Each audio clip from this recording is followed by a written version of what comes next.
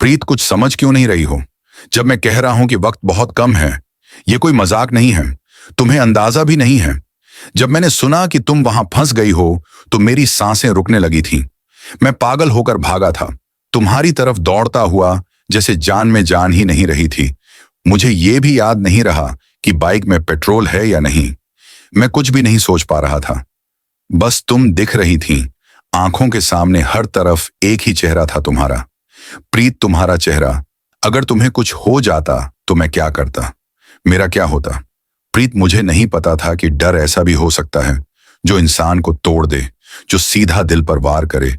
मुझे नहीं पता था कि प्यार सिर्फ गुलाबों की तरह नहीं होता, कांटों की चुभन भी साथ लाता है। तुम बोलती रहीं, चिल्लाती रहीं, लेकिन मेरे कानों में कुछ नहीं गया, क्योंकि मेरा दिल बस ये कह रहा था कि तुम्हें कुछ नहीं होना चाहिए, तुम्हें कुछ नहीं होना चाहिए।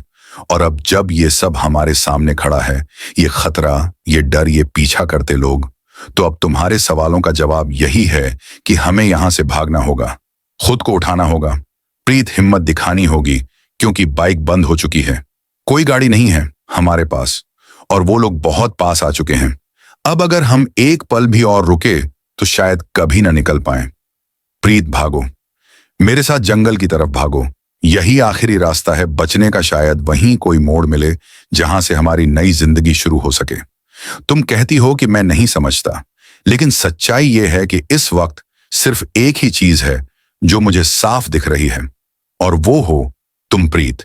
क्योंकि अगर तुम हो तो मैं हूं, अगर तुम नहीं रही तो मैं भी नहीं रहूंगा। इसलिए बोल रहा हूं, प्रीत, उठो और भागो, क्योंकि मौत हमारे पीछे है, लेकिन जिंदगी अब भी हमारे सामने खड़ी है।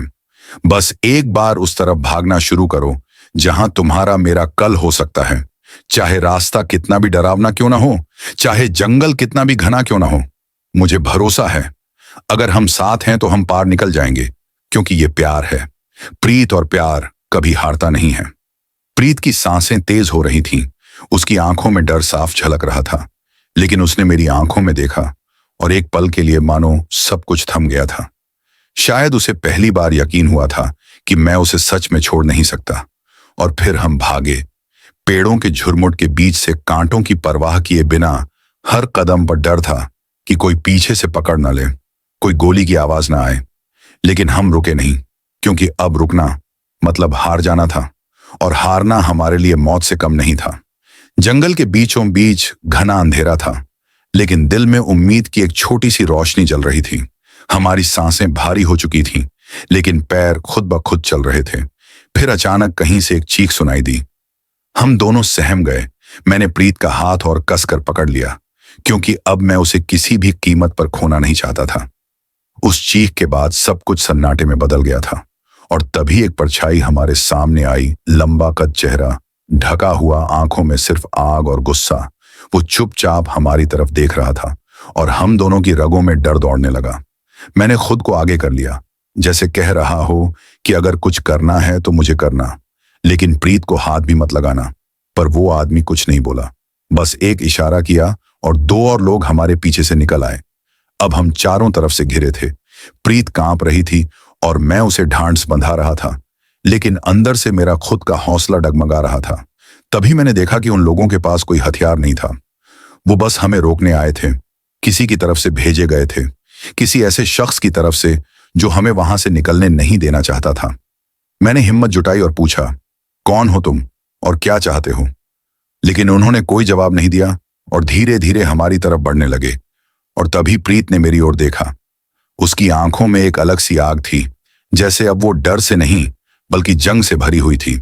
और उसने मेरे कान में धीरे से कहा, अब हम भागेंगे नहीं, अब लड़ेंगे, क्योंकि जितना हमने खोया है उतना अब और नहीं गंवाएंगे। फिर क्या था, उस घने जंगल के बीच हम दो अकेले लेकिन जज्बे से भरे हुए लोग बन गए, जो अपनी जान की बाजी लगाकर उन रहस्यमयी सायों से टकराने को तैयार थे। क्योंकि अब ये सिर्फ भागने या छिपने की कहानी नहीं थी, अब ये कहानी थी मन्नत निभाने की, मोहब्बत को बचाने की और सच को सामने लाने की। मैं जानता था कि वो लोग हमें ढूंढ रहे हैं, और अगर एक बार भी उनकी नजर हम पर पड़ गई तो ना जाने क्या कर बैठेंगे। क्योंकि इस बार मामला सिर्फ गुस्से या धमकी का नहीं था, इस बार जान की बाजी लग चुकी थी। प्रीत की सांसें अब उखड़ने लगी थीं, लेकिन वो रुकने का नाम नहीं ले रही थी। उसके चेहरे पर डर था, लेकिन उस डर के पीछे एक जिद थी, खुद को और मुझे बचाने की। हम दोनों की आंखों में डर से ज्यादा भरोसा था एक दूसरे पर। तभी अचानक एक कांटे भरे झाड़ी में उसका पांव उलझ गया और वो जमीन पर गिर गई। मैं तुरंत उसके पास पहुंचा, उसका हाथ पकड़ा और कहा कि अब और नहीं, बस थोड़ा और चलना होगा और हम इस जंगल से बाहर निकल जाएंगे। मैं उसे उठा ही रहा था कि पीछे से एक तेज चिल्लाहट सुनाई दी। रुक जाओ, भागने से कुछ नहीं होगा। उस आवाज में नफरत थी और धमकी भी। मैंने प्रीत का हाथ और कसकर पकड़ लिया और दूसरी दिशा की तरफ भागने लगा। अब हमारे सामने एक उबड़ खाबड़ रास्ता था जो शायद किसी पुराने खंडहर की ओर जाता था। वहां छिपना हमारे लिए एकमात्र रास्ता था, क्योंकि न हमारे पास फोन था न मदद की उम्मीद। हम दोनों हांफते कांपते उस खंडहर में दाखिल हुए और एक टूटे हुए दरवाजे के पीछे छिप गए। बाहर गाड़ियों की आवाजें और पैरों की छाप पास आती जा रही थी। मैंने प्रीत की आंखों में देखा, उसकी पलकें बंद होने लगी थीं। मैंने उसकी पेशानी पर हाथ रखा और कहा, प्रीत, होश में रहो। मैं यहां हूं, तुम्हारे साथ कोई भी हो, कुछ भी,